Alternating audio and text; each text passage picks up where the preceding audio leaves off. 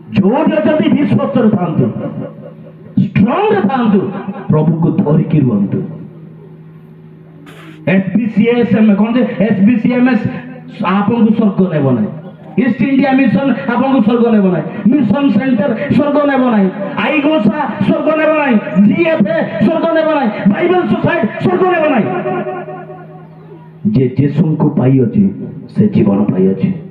ଯୀଶୁ କହିଲେ ମୁଁ ପଥ ସତ୍ୟ ଓ ଜୀବନ, ମୋ ଦେଇ ନ ଗଲେ କେହି ପିତାଙ୍କ ରାଜ୍ୟକୁ ଯାଇପାରିବ ନାହିଁ। ଡିଜାମିନେସନକୁ ଗୋଡ଼ ଧରିକି ରହିବା ଦରକାର ନାହିଁ। ଆପଣ ଯୋଉଠି ଥାନ୍ତୁ ନା, ଆପଣ ଘରେ ଥାନ୍ତୁ, ଆଣ୍ଠୁ ଭାଙ୍ଗନ୍ତୁ, ପ୍ରଭୁଙ୍କ ସହିତ ରୁହନ୍ତୁ, ପ୍ରଭୁ ଆପଣଙ୍କୁ ସେଠି କଥା କହିବେ। ଯୋଉ ପରମେଶ୍ୱର ସିଂହର ଗର୍ତ୍ତରେ କଥା କୁହନ୍ତି, ଯୋଉ ପରମେଶ୍ୱର ନିଆଁ ଭିତରେ କଥା କୁହନ୍ତି, ଯୋଉ ପରମେଶ୍ୱର ପର୍ବତ ଉପରେ କଥା କୁହନ୍ତି, ଯୋଉ ପରମେଶ୍ୱର ସମୁଦ୍ରରେ କଥା କୁହନ୍ତି, ସେଇ ପରମେଶ୍ୱର ଆପଣଙ୍କ ଘରେ ମଧ୍ୟ କଥା କହିବେ। ଆପଣଙ୍କ ଫୁସୁଲାଇବେ ଲୋକ ନା କଥା କେନୋଟୁ ଏଇନା ତ ଶୁଣା ଆପଣମାନେ ଆଜି ଭୋଜିରେ ଏଇଟା ଡେଥ୍ ଫୁସୁଲାଇଲେ ଧାଇବାର ନାହିଁ ବାଉଳା ହେଇକି। କେତେଟା ଲୋକ କହିବେ ତୁମେ ପାପି ନାହିଁ, ତୁମେ ଧାର୍ମିକ, ଏଇଟା ଆମର ଗିର୍ଜା ଭଲ, ତମେ ଏଇ ବିଶ୍ୱକୁ ବାକ୍ୟ ଜାଣିନ।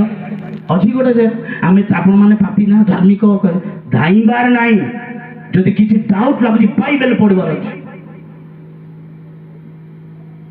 କୋଉ ମଣିଷକୁ ବାଇବେଲର ସବୁଠାରୁ ମିଡିଲ, ବାଇବେଲର ସବୁଠାରୁ ମଝି ପଦ ହଉଛି ଗୀତ ସହିତ 118 ପଦ।